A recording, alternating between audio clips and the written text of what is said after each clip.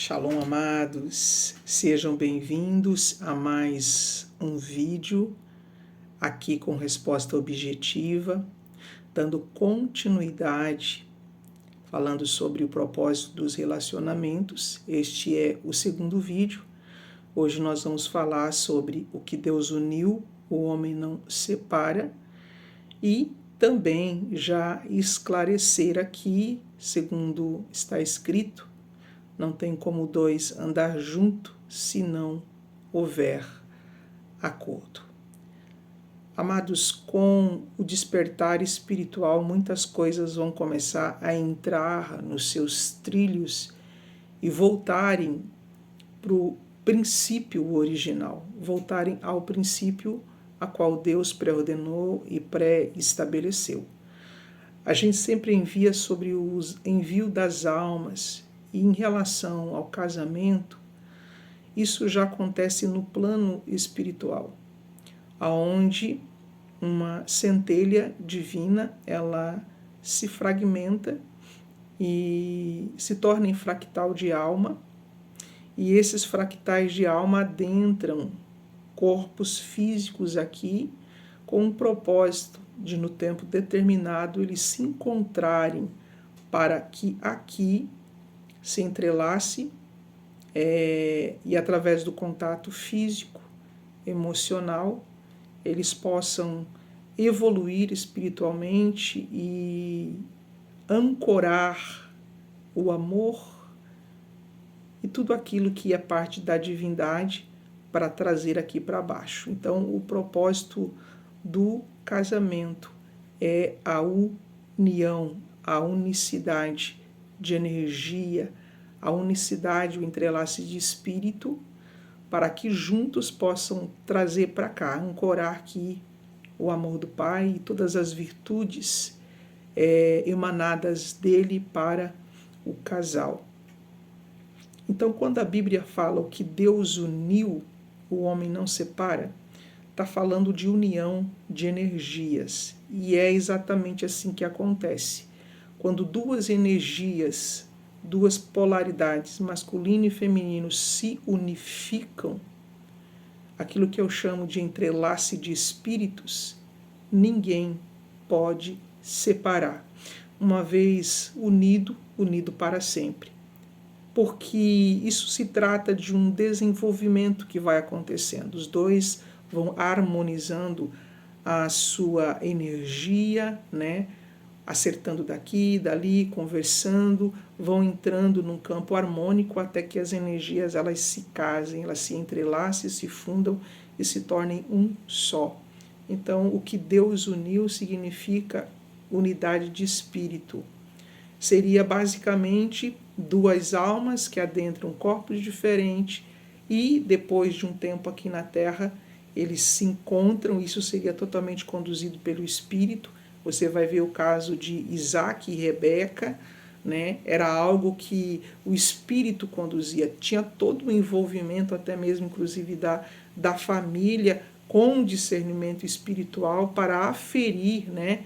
Através daquela centelha, atrair um para o outro, porque basicamente é isso. Quando você vive no Espírito, quando você anda no Espírito e você vem com um contrato espiritual de casamento para que aqui os dois se encontrem e se ajudem, a sua própria energia espiritual por sincronicidade, o plano espiritual trabalhando aqui e ali, vão fazer com que os dois se encontrem para que esse entrelace ele aconteça e a fusão espiritual aconteça e a unificação do corpo, da alma, tragam aqui para a Terra uma maior manifestação do divino. E também dentro da questão conjugal, os dois assim pudessem experimentar um nível maior da presença de Deus. Então, o que Deus uniu realmente o homem não separa. O fato é que existe muita coisa hoje que não foi Deus que uniu.